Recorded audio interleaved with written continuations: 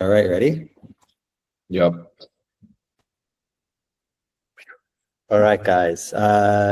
Brian, Harry, great to see you guys again for another edition. I think this is our 6th podcast, slowly chipping away on the 21 minimum podcasts to be in the 5% of all podcasters ever. Today, we want to kind of bring to light all the reasons why you would never want to use MarkedUp, which sounds insane, given that we're going to be a little bit critical of our baby. But I think it's also important for folks to recognize that we've thought about this stuff, and maybe you've thought about this stuff or haven't thought about it, and we can shed a little bit more light and give you a little bit more context about how we think about it. What do you say, guys? Yeah, sounds good. Absolutely. All right, so we're going to try to do a little bit of a speed round. We like to keep these things no more than 10 or 12 minutes. I have 9 topics to cover, so why don't we just jump into the first one, which is, as of this recording on 19th of September, which is a Friday, 2025, MarkedUp only checks for callouts. What do you say about that?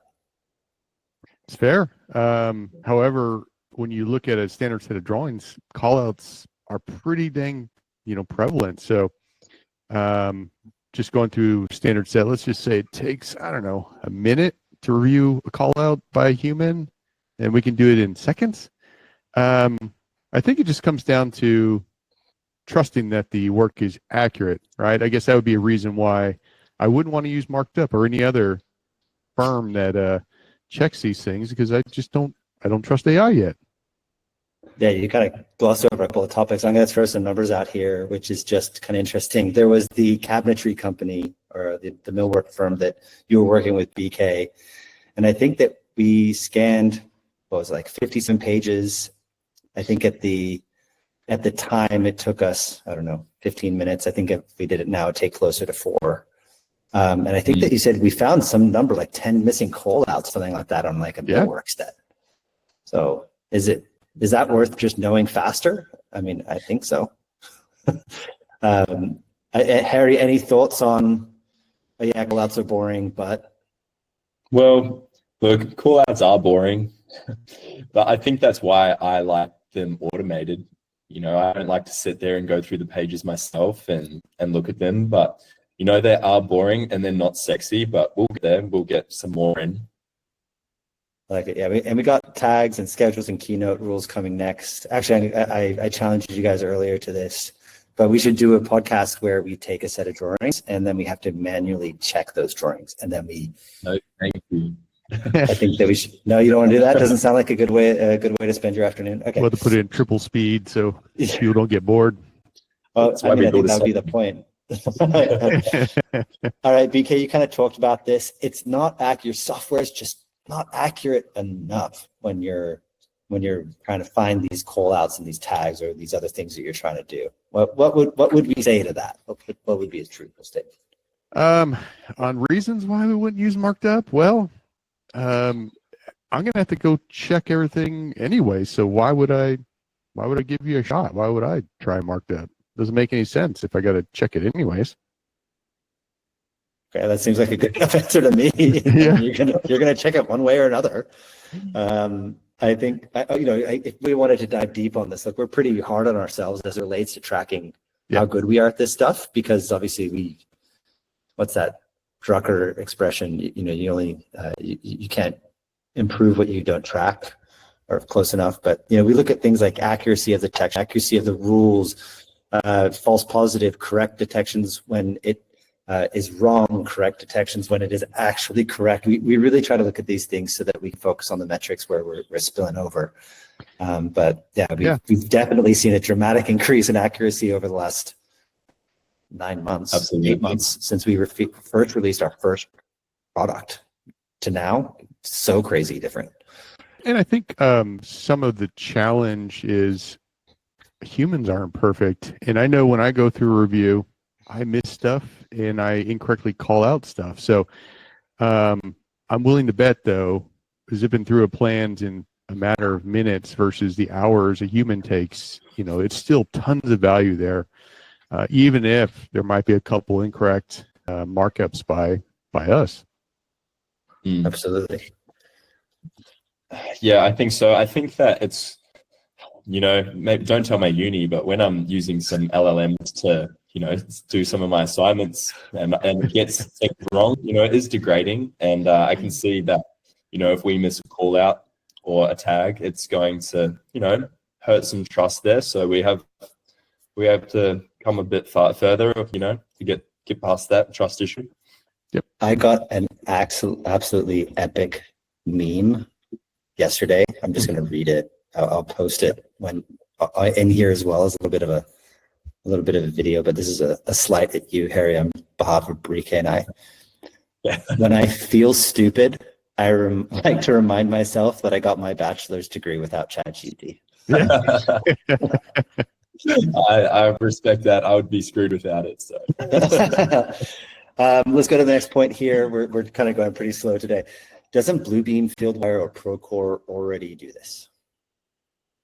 Well, I'll say partially, right? So I know from Bluebeam, they will check a hyperlink. They'll add a hyperlink if it works. If it doesn't work, it doesn't flag it. It doesn't tell you it's incorrect. It just leaves it blank. So I'm going to say we're going to do the opposite. We're going to check and make sure hyperlink works, and we're going to tell you if it's not a good link. Yeah, absolutely. This probably goes nextly to point number 4, which is I'm going to have to check the results anyways. And my answer to that is you should always check every result everywhere, no matter whether it's from us or any other tool that's giving you an answer. Sure. Just like you would check the design documents, right? So we got to do it, and that's just part of the process. If you want to know your job and do it well, you got to check all the results. Harry, what would you say to somebody that said, I don't want another place to view my PDFs? Well, look, I don't think that you want another place either. And that's why our output is a marked up PDF, that you view wherever you view your PDFs. We're not here to be another Bluebeam. We're here to just make that process a little bit easier. Yeah, I absolutely agree with that. Here's kind of one that I got the other day, which is where does MarkedUp sit with my other tools? Like, what's the workflow? BK, you're kind of perfect for this one. Oh, wow. I wasn't ready for that one, Chris. You're welcome. Well, Awesome. I mean, honestly, our goal, our speed has increased dramatically. It used to be, my thought process was upload your drawings at the end of the day. And by the morning you have it. Now we're getting down to, man, it's time for a coffee break. Let me upload these drawings. And when I get back, let's see what the results are. So to me, it's, it's not an interruption to your day. In fact, it improves it, because if you're going through checking drawings manually, by the time you walk out and use the restroom and come back, MarkedUp has already done a majority of the heavy lifting for you. So honestly, it fits into almost any workflow without hesitation or without interruption. Yeah, I love that. We're just looking for whatever the architect or engineer or sub gave you, and then just, again, back to Harry's point, you just view it wherever you're going to view it. Yeah. Harry, because you're so good at ChatGPT because you're at university, can't I just do what MarkedUp does with GPT, whether it's OpenAI's ChatGPT or Claude or Gemini or Mistral in France or one from China or wherever? Why can't I just use one of those? Well, look, I'm not the most technical person, and I'm not going to get into the technicality, but I urge you to go try it. We'll give you a prompt that we've set up. We can put it in, we'll put it in the video description down below.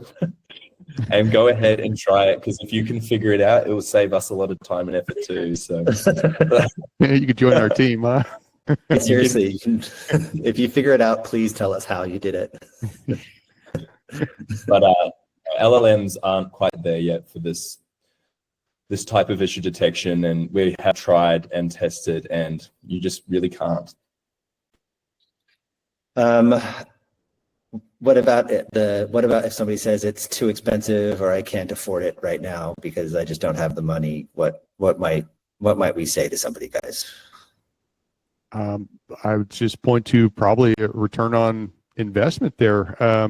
If we can review a 100-page document in a matter of minutes compared to what a human takes, which is hours, you take I don't know. I know, Chris, we plugged in $50 an hour for a human, which is extremely low in the construction world. But you'll get your return instantly. It's not even a question on that.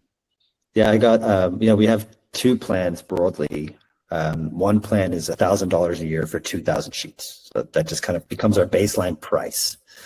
And this is excluding kind of time, but I said, even if you could check one sheet for call outs in 1 minute, which is to me insanely fast. Like if you can do that, you're a freak. Or you have no call outs in your set. So I'll give you that. Yeah. Assuming that you can do them in 1 minute. So 2,000 multiplied by 1 minute, 2,000 minutes divided by 60 gives us a number of hours, which I think is, I don't know, 3,200 hours or something like that. We multiply that by 50, we get $1,666, right? And so $1,000 to get $600 back. I know that it's a positive ROI to start, so that's nice. And if I put $50 in there, BK, you said you should No. $100. If you can find somebody to do that for $50, we should hire them too, along with the GPT person. No way. Okay, so Especially in Australia. Yeah. Yeah, 50 Australian dollars probably buys you like a bunch of bananas. Coffee. Yeah. All right, last one here. We're close to time. I want to be that. Aren't other people doing this? Like beside, like there's got to be other companies out there. What's going on there? Yeah, of course there is. It's a urgent need in the design and construction industry to have somebody who can help check drawings. Everybody does their best to design these things, but it happens. They're complicated. I mean, they're super complicated in most cases. So it's a valid market, just like there's millions of general contractors out there, right? Because the need is out there. So yeah, definitely other people are doing it. So I think it's just a validation to the need of getting plan checking. I absolutely agree. I think it totally validates the need for this. It's a global problem. Yeah. The architect is designing something, they got to check it and then finish the design, check it, and send it, right? That's the standard workflow. They engage with engineers to progress their design. The engineers check it before they send it to the architect, who then checks it before they send it to the owner. The owner typically probably is not checking much unless they hire somebody like Brian because they're a smart owner. Then Brian's checking it. And then the GC or the number of GCs that send it to it, check it. They send their drawings over to the subs for bids. They check it. There's so many points in the system where this thing is checked. So yeah, I think it's really good to see other folks building tech in this space. One was just acquired, which I think is extremely validating to the space overall. So again, I think it's good that we're seeing other folks to try to develop technology here. Yeah, definitely. Harry, any final thoughts from you as we wrap up today? Not particularly. I just think that, it's pretty naive to think that these tools won't be integrated into construction, especially over the next 5-10 years. I know that there might be some, the older generation who are still yet to come to terms with that this is the way the industry is going. But to me, it's quite obvious that these tools are tools and they're going to be here to help people get stuff done faster. And that's what the construction industry is all about. Faster and cheaper and still good quality. That's what we're here for. Definitely. Absolutely. BK, any last thoughts from you? Yeah, really the same. Echoing Harry, I think that was a great point. So, we're here to assist and make projects better. We want to make things error-free because that's where issues, delays, change orders, extra costs, bad feelings, everything happens. Really centralized around the drawing set, right? Because that's what the contract's based off of. So anyways, I think we did a pretty poor job of explaining why we wouldn't use MarkedUp. I didn't really hear any reasons why we shouldn't. So I know we're biased, but it's I think it's a good thing, man. Absolutely. Hey, if I think last week we had 17 people listen to our podcast. So if any of our 17 listeners, which is more than I ever thought that we'd have, listened to this thing, if you have objections, please just include them in the comments and we will respond because it's going to be easy to read one comment. So thanks, guys. Hey, Harry, I know that you got a university assignment due in like 45 minutes or something like that. So go get it, buddy. All right, we'll get done pretty with chat. Yeah, fired up. All right, guys. Thank you very much. This was another really epic session. I loved it. Thank you. See you guys. All right, perfect. That was a really